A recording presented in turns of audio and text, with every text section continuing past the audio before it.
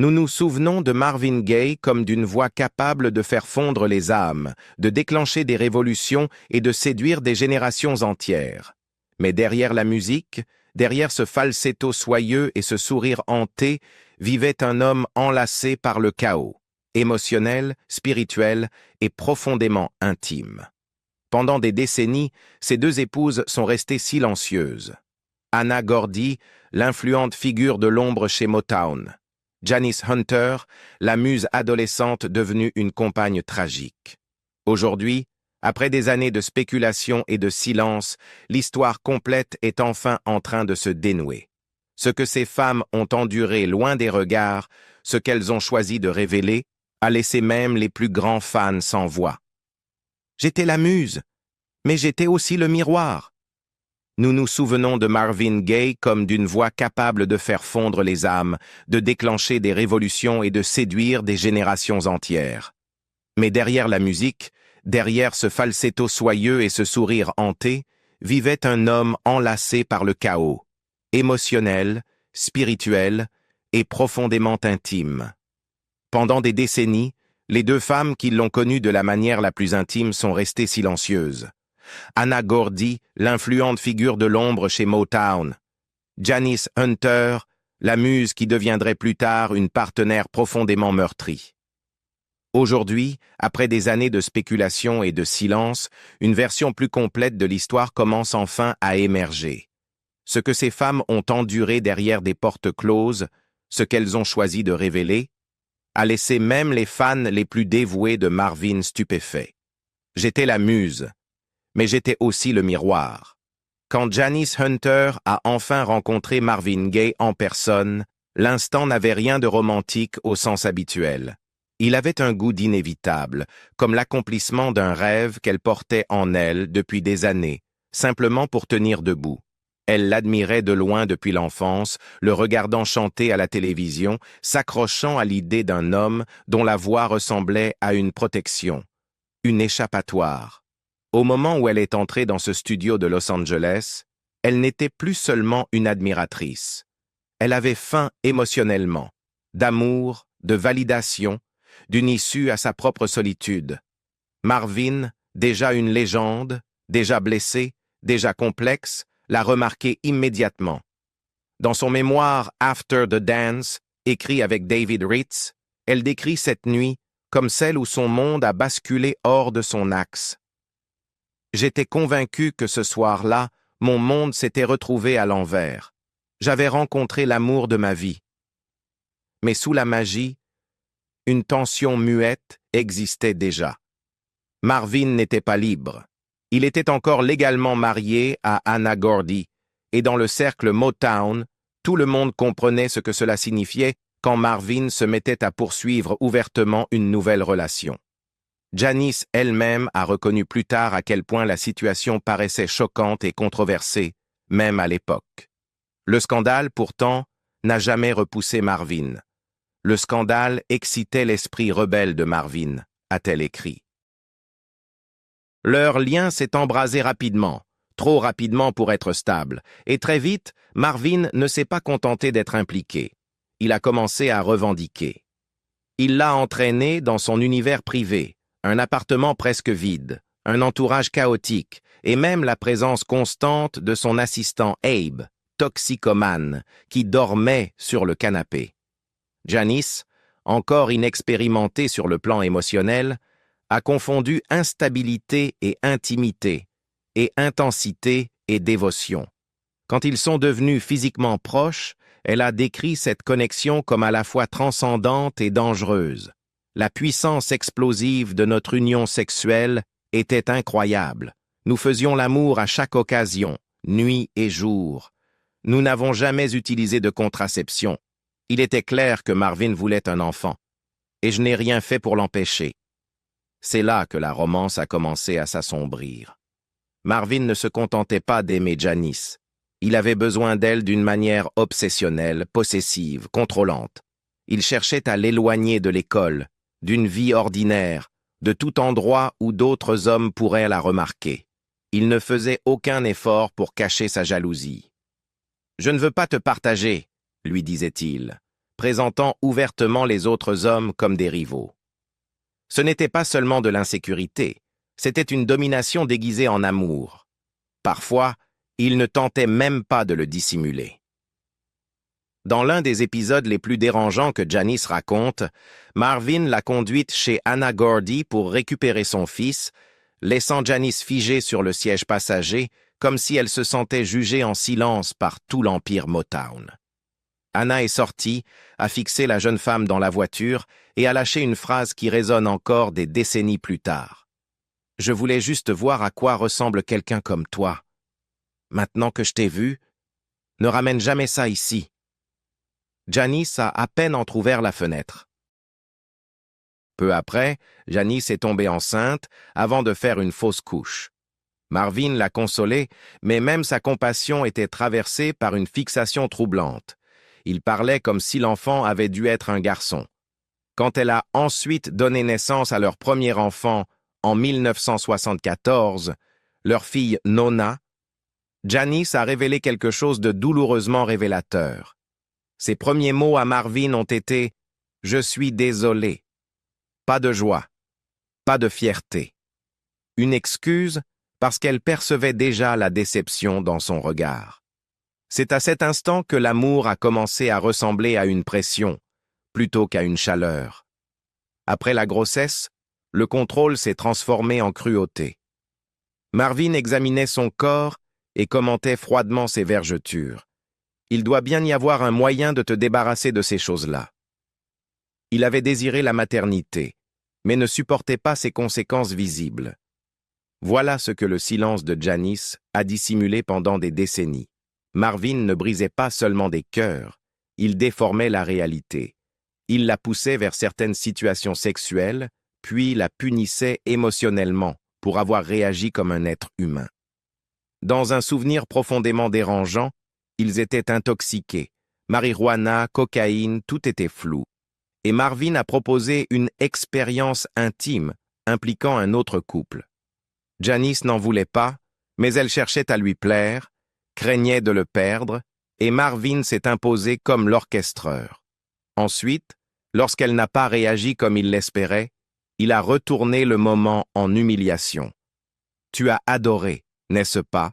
insistait-il. Quand elle répondait non, il refusait de l'accepter, l'accusant d'être sauvage, insatiable, honteuse, jusqu'à ce qu'elle craque. « Pas mon rêve, Marvin, le tien. » Sa réponse a exposé la cruauté derrière le fantasme. Voir la pureté devenir perversité est une chose fascinante. Tu étais mon ange, mais maintenant tu es tombé. C'est excitant de te voir tomber. Cette phrase n'est pas seulement choquante, elle révèle un sadisme psychologique. Janice ne vivait pas avec un homme ordinaire. Elle vivait avec un artiste brillant qui, parfois, traitait l'amour comme une expérience. Même leur monde social, pourtant glamour, était dangereux. Ils faisaient la fête avec Richard Pryor et assistaient à des scènes qui n'avaient rien de comique. Janice raconte Pryor, sous l'emprise de la drogue, frappant violemment sa femme avec une bouteille de vin, hurlant sur tout le monde dans la pièce. La réaction de Marvin? Il riait et disait à Janice qu'elle devrait se sentir flattée d'en être témoin. Elle a aussi raconté une nuit où Ryan O'Neal s'est collé à elle d'une manière qui l'a laissé piéger, violée dans son espace, et sans voix.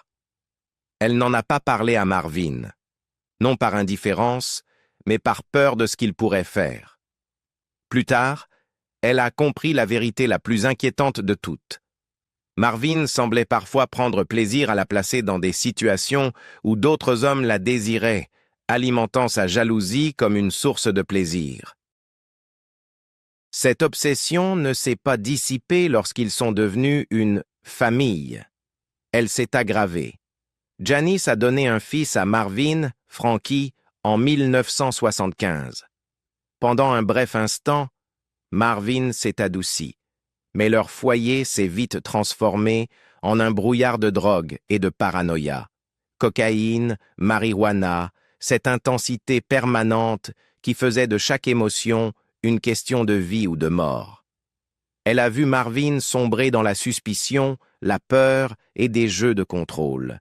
Il lui tendait des pièges, la poussait dans des situations compromettantes, puis surgissait comme un détective espérant la surprendre en train de le trahir. Et lorsqu'elle a fini par faire ce que tant de personnes brisées font, chercher de l'affection ailleurs, Marvin a transformé cette douleur en violence. Janice a reconnu avoir eu de brèves relations avec Teddy Pendergrass et Frankie Beverly.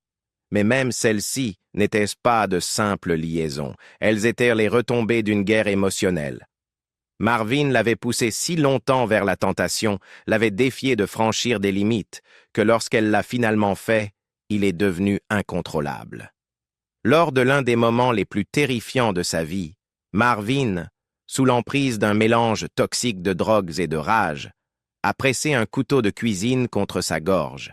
Elle a écrit « Il a pris un couteau de cuisine et l'a posé sur ma gorge. J'étais pétrifié. » Puis est venue cette phrase qui résonne comme l'effondrement d'une âme.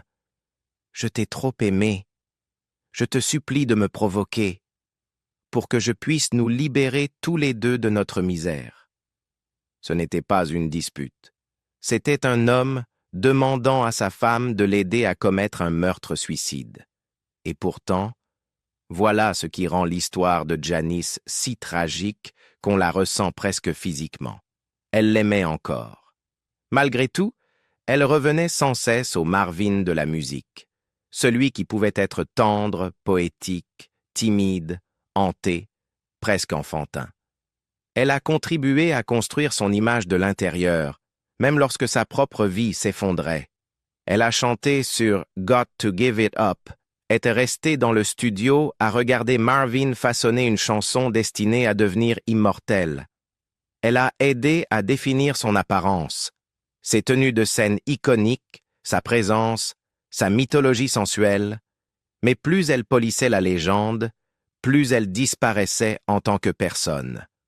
Lorsqu'ils se sont finalement mariés en 1977, Janice n'entrait pas dans la stabilité. Elle s'enfonçait davantage dans le feu. Marvin lui disait qu'il l'aimait, mais qu'il n'était pas amoureux d'elle. Il critiquait son corps, alors qu'elle avait à peine 22 ans, la laissant avec le sentiment d'avoir perdu sa jeunesse, avant même de comprendre qu'elle l'avait encore. Leurs disputes sont devenues terrifiantes. Marvin donnant des coups de volant avec leurs enfants à bord, menaçant de quitter la route, transformant la peur en arme. Il les a abandonnés émotionnellement, physiquement, financièrement, disparaissant dans des lieux comme Hawaï, puis l'appelant plus tard comme si de rien n'était, la suppliant de revenir graviter autour de lui. Et pourtant, Marvin ne parvenait pas à la laisser partir, même après la séparation, même après le divorce. Janice n'était pas seulement son épouse, elle était son obsession, à la fois sa muse et sa punition. Elle a un jour déclaré que le public se focalisait trop sur les détails scabreux et passait à côté de la vérité la plus douloureuse, qu'au-delà des drogues, des trahisons et de la rage, il y avait encore de l'amour. Un amour qui ne les a pas sauvés, un amour qui les a détruits, car au final, le plus grand choc pour Janice n'a pas été de découvrir que Marvin était capable de noirceur. C'est qu'il pouvait être à la fois si brillant, si séduisant, si abîmé, et pourtant regarder la femme qu'il prétendait aimer plus que tout, et lui murmurer des mots comme « une malédiction ». Il aimait regarder les gens tomber, a-t-elle écrit, surtout moi. L'épouse que l'industrie a tenté d'oublier. Avant Janice, il y avait Anna Ruby Gordy, la femme qui se tenait aux côtés de Marvin Gaye bien avant que le monde ne le proclame génie. Elle n'était pas seulement son épouse, elle avait 17 ans de plus que lui, elle était sa mentor dans l'industrie musicale, sa partenaire d'écriture et l'architecte silencieuse de ses débuts. En tant que sœur de Berry Gordy, fondateur de Motown Records, Anna Gordy n'était pas une femme dont Marvin tombait simplement amoureux, c'était quelqu'un qui pouvait ouvrir des portes ou les fermer à jamais. Elle faisait partie de la royauté Motown, et lorsque Marvin l'épousa en 1963, la décision stupéfia les initiés.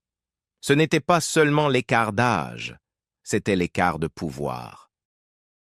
Anna s'était déjà fait un nom bien avant que Marvin n'entre dans la lumière. En 1958, elle cofonda le label Anna Records à Detroit, devenant l'une des toutes premières femmes noires dirigeantes de maisons de disques aux États-Unis. Elle coécrivit plusieurs chansons, dont des succès pour The Originals et pour Marvin lui-même. Sa réputation de femme avisée, créative et farouchement protectrice de l'empire Motown faisait d'elle une figure imposante dans une industrie dominée par les hommes.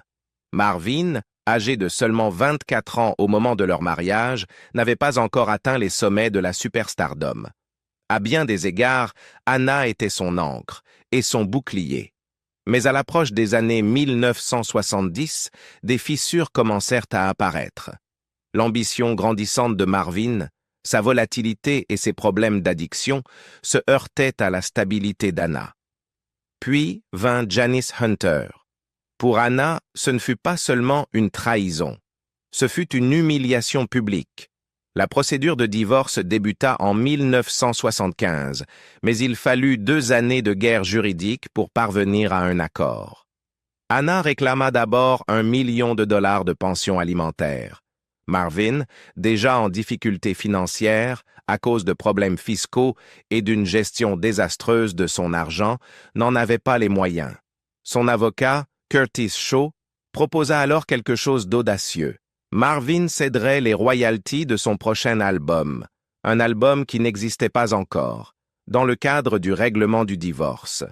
Anna accepta, s'attendant à un projet bâclé, sans âme. Ce qu'elle obtint fut Here, My Dear. Sorti en 1978, Here, My Dear n'était pas qu'un album. C'était une purge émotionnelle de 73 minutes.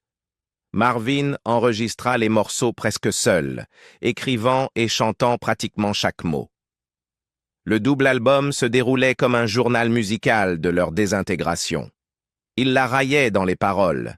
Il la dépeignait comme cupide et manipulatrice. Il transforma son chagrin en liste de titres. La chanson d'ouverture, Here, My Dear, débute par cette phrase glaciale. « C'est ce que tu voulais. Je t'ai donné les meilleures années de ma vie. » Dans Angie, When did you stop loving me? When did I stop loving you? Et You can leave, but it's going to cost you, il exposait chaque griffe, financier, émotionnel, sexuel. Anna était furieuse. Elle envisagea de poursuivre Marvin pour diffamation. La pochette elle-même, conçue comme une salle d'audience, avec Marvin tendant un disque vinyle à un juge, était une gifle. Et pourtant, Marvin refusa de reculer. Il déclara aux journalistes qu'il disait simplement la vérité. Que Here, My Dear était sa manière de traverser la douleur. Des années plus tard, les critiques salueraient l'album comme l'un des disques de rupture les plus crus émotionnellement de tous les temps. Une confession à la Kanye avant l'heure. Mais pour Anna, c'était intime. Pourtant, même l'amertume peut s'adoucir avec le temps. Dans l'un des moments les plus discrètement puissants de After the Dance, Janice Hunter Gay raconte avoir été invitée chez Anna de nombreuses années après la mort de Marvin. C'était pour le tournage d'un documentaire sur son héritage. Janice hésitait, craignant que la femme qu'il avait autrefois appelée « ça » ne soit froide ou tranchante. Mais ce qu'elle découvrit la surprit. Anna se montra gracieuse, chaleureuse. Lors d'une pause du tournage, Janice lui demanda de lui parler en privé. En larmes, elle s'excusa. « Si j'ai fait quoi que ce soit pour te blesser, » dit Janice, « je veux que tu saches que je suis désolée. Ce n'était jamais mon intention. Je suis tombée amoureuse, et nous étions amoureuses du même homme. » Anna la regarda et répondit quelque chose qui changea tout. « Tu ne m'as jamais fait de mal. » Savait-elle si elle le pensait vraiment? Seule Anna le savait. Mais sur son mur, Janice remarqua une photo encadrée de Nona Gay, sa fille avec Marvin. Ce n'était pas un simple objet décoratif, c'était une reconnaissance silencieuse de la famille, du pardon et de l'héritage complexe qu'elles portaient toutes les deux. Anna est décédée en 2014, à l'âge de 92 ans. Contrairement à Janice, elle n'a jamais écrit de mémoire, n'a jamais accordé d'interview révélation, n'a jamais répondu publiquement aux paroles que Marvin avait gravées dans le vinyle pour que le monde entier les entende. Son silence, autrefois interprété comme un détachement froid, ressemble aujourd'hui davantage à de la dignité. Elle a choisi de ne pas exposer sa douleur en public. Mais elle ne l'a pas effacée non plus. Guerre d'héritage. 1er avril 1984. Une date qui ressemble encore à une plaie ouverte pour tous ceux qui ont un jour aimé sur un disque de Marvin Gaye. C'était le dimanche des Rameaux, à un jour seulement de ce qui aurait dû être son 45e anniversaire. Au lieu d'une célébration, le monde s'est réveillé face à des gros titres qui ont sidéré l'industrie musicale.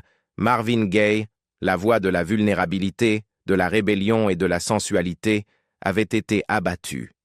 Et pas par un inconnu, pas par un fan, pas même par le système qu'il dénonçait si souvent dans ses chansons. Il a été tué par son propre père, Marvin Gaye Sr., dans la maison familiale qu'il partageait à Los Angeles. Les détails sont glaçants. Marvin était intervenu dans une dispute entre ses parents, dans la chambre à l'étage de la maison qu'il leur avait achetée à West Adams.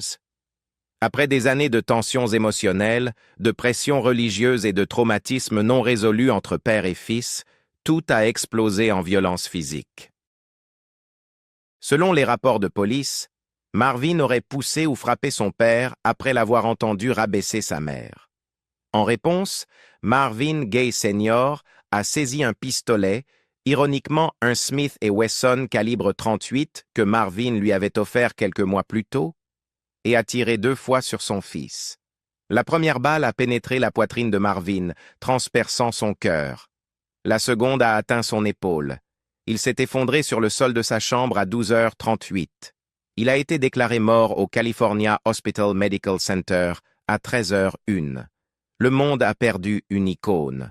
Ses enfants ont perdu un père. Et Janice a perdu l'homme qui l'avait à la fois détruite et définie. Elle n'avait que 29 ans. Dans les jours qui ont suivi sa mort, Janice a été paralysée par un mélange de chagrin, de culpabilité et d'engourdissement. Il m'a fallu des décennies, a-t-elle admis plus tard, pour comprendre que ce n'était pas moi qui nous avait brisés, que j'avais survécu à quelque chose que je n'ai pleinement compris qu'une fois que tout était terminé.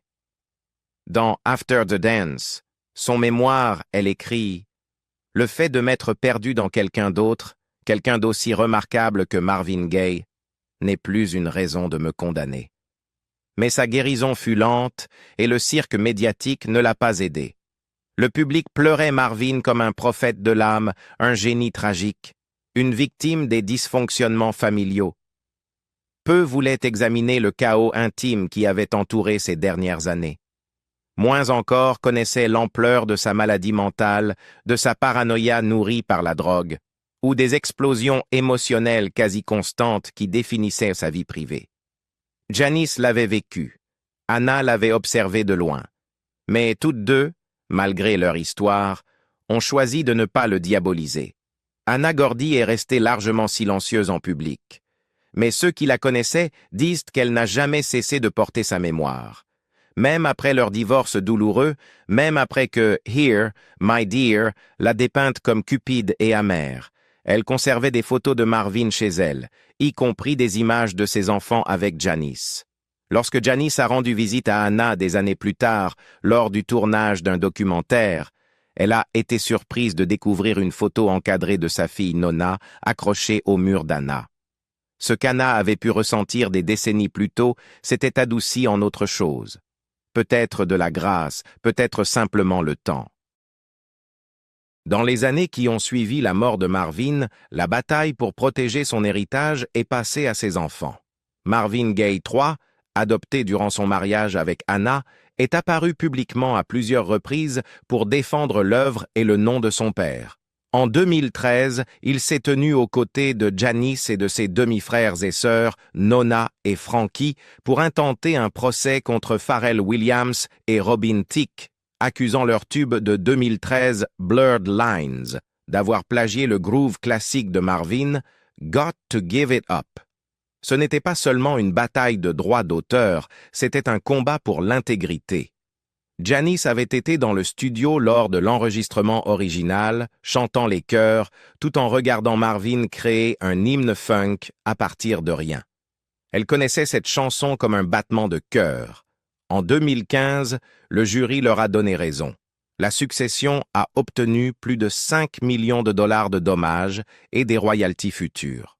« Nous voulions simplement une reconnaissance », déclara Marvin III à l'époque. « Nous voulions que le monde se souvienne d'où venait cette magie. » Mais même après cette victoire judiciaire, les fantômes de Marvin sont restés agités. En 2018, la légende de la musique Quincy Jones a fait les gros titres en affirmant avec désinvolture dans une interview que Marvin Gaye aurait eu une relation sexuelle avec l'acteur Marlon Brando. La citation a enflammé les tabloïds, mais la famille de Marvin a rapidement réagi. Sa sœur Zeola a qualifié Jones de vindicatif. Marvin III a répondu avec une clarté mesurée. « Mon père n'avait rien contre les homosexuels, mais c'était un homme qui aimait les femmes. » Jones est ensuite revenu sur ses propos, les qualifiant de vomi verbal. Malgré tout, l'épisode a rouvert de vieilles questions sur la vie privée de Marvin, sa sexualité et la frontière entre vérité et sensationnalisme. Puis est venu le dernier chapitre. Le 6 décembre 2022, Janis Hunter Gaye est décédée à son domicile du Rhode Island. Elle avait 66 ans. La cause de son décès n'a jamais été rendue publique. Ses enfants, Nona et Frankie, ont confirmé sa disparition dans un communiqué d'une force silencieuse. « Elle a fait de son mieux pour préserver son héritage », a déclaré Nona. Elle a pris chaque instant pour parler de chaque mot et de chaque note de sa musique, et elle voulait que tout le monde connaisse l'homme dont elle est tombée amoureuse. Janis ne s'est jamais remariée. Elle a vécu la majeure partie de ses dernières années dans une dignité discrète, gérant la carrière de Nona, entretenant l'héritage de Marvin et réfléchissant à un amour qui l'avait changé à jamais. Son mémoire demeure l'un des documents les plus intimes de l'histoire de la musique, un témoignage brut et sans concession de ce que signifie aimer quelqu'un à la fois brillant et brisé. Cette même année, l'ombre longue d'Anna Gordy s'est elle aussi apaisée. Bien qu'elle soit décédée en 2014, la résonance de son silence est devenue plus forte encore avec l'absence de Janis. Aujourd'hui, alors que les deux épouses de Marvin ont disparu, la vérité de son héritage repose entre les mains de ses enfants et dans la musique qu'il a laissée derrière lui. Mais pour ceux qui l'ont connu de plus près, il n'a jamais été question de gloire ou de tube. Il s'agissait de lui survivre, d'aimer quelqu'un de si brillant, de si brisé, que sa douleur est devenue celle de tous les autres. Le monde se souvient de What's Going On, Sexual Healing, Let's Get It On, mais Janis et Anna, elles se souviennent du prix à payer. Qu'en pensez-vous? La grandeur peut-elle excuser les dégâts qu'elle laisse derrière elle? Faut-il séparer l'artiste de l'homme? Dites-le nous en commentaire, et si cette histoire vous a touché, likez, partagez et abonnez-vous pour découvrir d'autres histoires vraies derrière la musique.